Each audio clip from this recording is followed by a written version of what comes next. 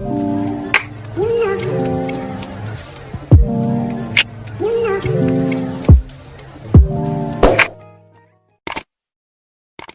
Morning everyone. आज आपण start करणार आहे इस्केप व्हेलॉसिटीचं एक्सप्रेशन म्हणजेच इस्केप व्हेलॉसिटीचा फॉर्म्युला आज आपण प्रूफ करणार आहोत. बट त्या अगोदर इस्केप व्हेलॉसिटीचं जे काही इंट्रोडक्शन आहे ते मी लास्ट लेक्चर मध्ये कव्हर केलं आहे.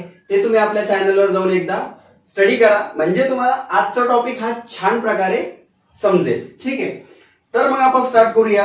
तर यांनी काय दिलेलं बघा, ज्या वेळेस एखादा ऑब्जेक्ट वरती जातो, ज्यावेळेस वरती जातो तो अर्थच्या सरफेस पासून तो रिमूव्ह होत आहे. बरोबर आहे, अर्थच्या सरफेस पासून ते रिमूव्ह होत आहे. तर त्यांनी त्या व्हेलॉसिटीला इस्केप व्हेलॉसिटी असं नाव दिलं आहे. ते आपण लास्ट लेक्चर मध्ये बघितलं आहे. तर मग बाळांनो, मला एक सांगा, ज्यावेळेस ऑब्जेक्ट वरती चाललाय आपण त्याला जी व्हेलॉसिटी देतोय ती आहे इनिशियल व्हेलॉसिटी आणि अर्थच्या सरफेस पासून तो रिमूव्ह होत आहे म्हणून त्याला आपण इस्केप व्हेलॉसिटी सुद्धा म्हणलो आहे.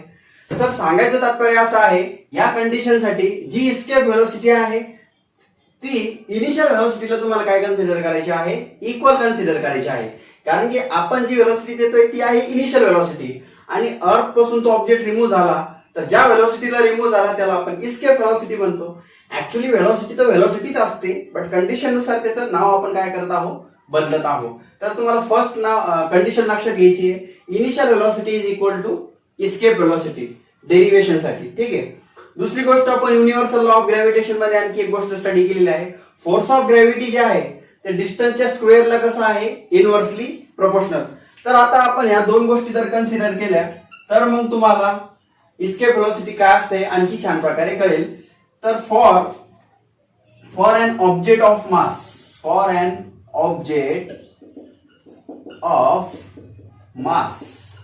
तर आता आपण एक ऑब्जेक्ट कन्सिडर करू आणि त्याचा मास आपण m कन्सिडर करू आणि त्याला आपण स्टडी करून डेरिव्हेशनचा अभ्यास करू. तर on the surface of earth, आता या बाजूला काही कंडिशन दिलेली आहे, on the surface of earth. आता फर्स्ट कंडिशन तुम्ही लक्षात घ्या, सपोज तुमचा ऑब्जेक्ट अर्थच्या सरफेस वरती आहे असं तुम्हाला कन्सिडर करायचंय. तर मग त्या केसमध्ये त्या ऑब्जेक्टची कायनेटिक एनर्जी काय असेल. ओके, तर त्या ऑब्जेक्टची कायनेटिक एनर्जी बाळांनो काय असेल, कायनेटिक एनर्जीचा फॉर्म्युला काय असतो, हाफ mv². तर इस्केप व्हेलॉसिटी स्टडी करतोय म्हणून आपण याला ve कन्सिडर करायचं आहे. तर ज्या वेळेस तुमचा ऑब्जेक्ट ही तुमची अर्थ आहे, या अर्थच्या सरफेस वरती आहे, त्यावेळेस त्याची कायनेटिक एनर्जी काय असू शकते, half mv². Second thing, potential energy काय असेल. तर बाळांनो, आपण पोटेन्शियल एनर्जी टॉपिक पण स्टडी केलेला आहे.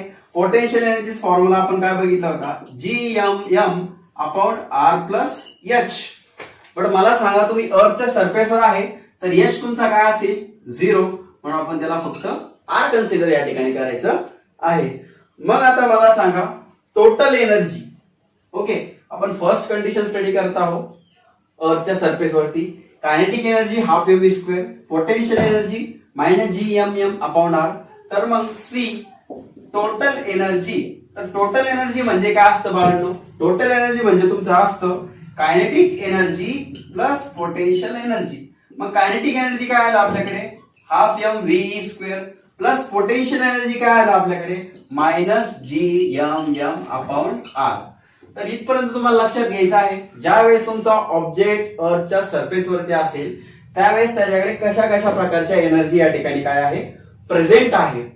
आता सेकंड केस त्यांनी दिलेला आहे at infinite distance. Okay, object at infinite distance. आता बघा, दोनच गोष्टी तुम्हाला लक्षात ठेवायच्या आहे. ओके, दोनच गोष्टी तुम्हाला लक्षात ठेवायच्या आहे बाळांनो. काय का ऑब्जेक्ट तुमचा फर्स्ट केस मध्ये कुठं आहे, अर्थच्या सरफेस वरती आहे.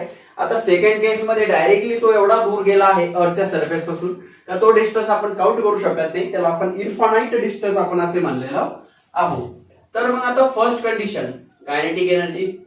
आता कायनेटिक एनर्जी ऑब्जेक्टला किती भेटेल, 0 भेटेल, कारण की तो आता कसा आहे, इन्फानाइट डिस्टन्स वर त्या ठिकाणी तो काय आहे, प्रेझेंट आहे. दुसरी गोष्ट, पोटेन्शियल एनर्जी.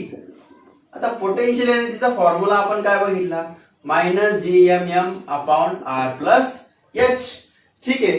तर या एक्झाम्पल नुसार मला सांगा आर प्लस एच हे जो डिस्टन्स आहे आपण त्याला स्मॉल आर म्हणतो, म्हणजे तो डिस्टन्स असतो जो की अर्थच्या सरफेस पासून इन्फानाइट आहे. सांगायचं तात्पर्य असं मायनस जी एम एम आपण आर प्लस एच जो फॅक्टर आहे तो तुमचा इन्फानाइट आहे, आणि भागाकारात जर एखादी गोष्ट इन्फानाइट असेल तर त्याचा आन्सर काय असतं 0. तर पोटेन्शियल एनर्जी सुद्धा या ठिकाणी काय आली आपली 0. मग मला सांगा total energy is equal to kinetic energy plus potential energy. Kinetic 0, potential 0, then total also 0. अशा प्रकारे आपल्याला ह्या दोन गोष्टी या ठिकाणी लक्षात आलेल्या आहे. तर बाळांनो ही जी टोटल एनर्जी आहे याला मी म्हणतो E1, ही जी टोटल एनर्जी आहे याला मी नाव देतो E2. आता तुम्हाला पुढे लक्ष द्यायचं आहे principle of conservation of energy. काय लक्ष द्यायचंय? Principle of conservation of energy. Okay, principle of conservation of energy काय असतं बाळांनो? ऑब्जेक्ट तुमचा सुरुवातीला अर्थच्या सरफेस वरती होता, तिथली जी काही टोटल एनर्जी आहे आणि नंतर आता ऑब्जेक्ट कुठे गेलेला आहे इन्फानाइट डिस्टन्स वर गेलेला आहे, तिथली जी टोटल एनर्जी आहे तर ही बिलकुल चेंज होणार नाहीये. हा आपला आहे principle of conservation of energy. ते तुम्हाला लक्षात ठेवायचं आहे. सपोज हा ऑब्जेक्ट आहे अर्थच्या सरफेस वरती आहे, आता हाच ऑब्जेक्ट इन्फानाइट डिस्टन्स वर आहे, त्याची टोटल एनर्जी बिलकुल चेंज होणार नाहीये. ती कशी असणार आहे? सेम. मग अर्थच्या सरफेसवर आपण टोटल एनर्जी E1 कन्सिडर केली, इन्फानाइट डिस्टन्स वर E2 कन्सिडर केली. अशा प्रकारे दोघे आपण एकमेकांना काय केले? Consider same. आणि याचं रिझन असं आहे principle of conservation of energy. हे तुम्ही नोट डाऊन करून घ्या. आता E1 बरोबर E2 आपल्याकडे इक्वेशन अशा म्हणलेल्या आहे. E1 बरोबर E2. तर E1 आपलं काय आलं बाळांनो? या ठिकाणी आपण कंटिन्यू करू त्याला. E1 आलं आपलं half mv square minus G M M upon R बरोबर. E2 आपल्याकडे काय आहे? 0. तर E1 आणि E2 च्या व्हॅल्यू पुट केल्यानंतर आता half M V E square minus इकडे जाऊन काय होणार आहे? मायनस इकडे येऊन झालेला आहे प्लस. आता हा स्मॉल एम तुमचं कॅन्सल. सो व्ही स्क्वेअर बरोबर भागाकारातला 2 इकडे येऊन गुणाकारात 2g capital M upon capital R, म्हणून v बरोबर square root 2g capital M capital R. This is the formula for escape velocity. अशा प्रकारे इस्केप व्हेलॉसिटीचा फॉर्म्युला आपण या ठिकाणी प्रूफ केलेला आहे. ओके, तर हा फॉर्म्युला तुम्हाला एमसीक्यू साठी 1 मार्काला विचारू शकता. त्या ठिकाणी तुम्हाला हा फॉर्म्युला पाठ असणं खूप जास्त गरजेचं आहे. बाळांनो एक गोष्ट अशी आहे, जी बरोबर आपण बघितलं होतं जीएम अपॉन आर स्क्वेअर. तर मला सांगा जीएम बरोबर काय येईल? जी आर स्क्वेअर. आर स्क्वेअर तुमचं वरती चाललेलं आहे. मग मला सांगा व्ही बरोबर तू जसं तसं जीएम माझ्याकडे काय आहे? जी आर स्क्वेअर अपॉन आर जशाल तसा आर काय झाला तुमचा कॅन्सल. सो व्ही बरोबर माझ्याकडे आहे 2g आर. अशा प्रकारे इस्केप व्हेलॉसिटीचे दोन्ही फॉर्म्युले मी तुम्हाला या ठिकाणी प्रूफ करून दिलेले आहे. तर आता हा 2 त्याच्यानंतर जी ची व्हॅल्यू तुम्हाला माहिती आहे 9.8 आणि आर तुम्हाला माहिती आहे 6.4 इंटू 10 टू द पॉवर 6. हे सगळं जर कॅल्क्युलेशन तुम्ही केलं तर तुमचा आन्सर येणार आहे 11.2 किलोमीटर पर सेकंड. याचा अर्थ असा आहे इस्केप व्हेलॉसिटीची व्हॅल्यू आपली किती आहे फॉर अर्थ सरफेस साठी 11.2 किलोमीटर पर सेकंड.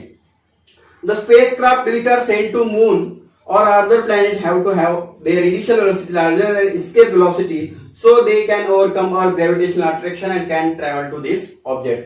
तर बाळांनो ह्या फॉर्म्युल्यानुसार आणि ह्या व्हॅल्यूनुसार आपल्याला असं कळतं जर आपल्याला एखादा ऑब्जेक्ट किंवा एखादा आपल्याला स्पेसक्राफ्ट अर्थच्या सरफेस पासून तुम्हाला एखाद्या दुसऱ्या प्लॅनेट वरती किंवा एखाद्या मून वरती तुम्हाला जर पाठवायचा असेल तर तुम्ही जी इनिशियल व्हेलॉसिटी देणार असेल ती व्हेलॉसिटी या व्हेलॉसिटी पेक्षा जास्त असावी. याच्यापेक्षा जर कमी असेल तर ऑब्जेक्ट अर्थचा सरफेस सोडणार नाही. जसं आपण कन्सिडर केलं तर ही अर्थ आहे, हा तुमचा रॉकेट आहे, तर याला तुम्ही 11.2 किलोमीटर पर सेकंड पेक्षा जास्त व्हेलॉसिटी दिली तरच हा ऑब्जेक्ट वरती सोडणार आहे.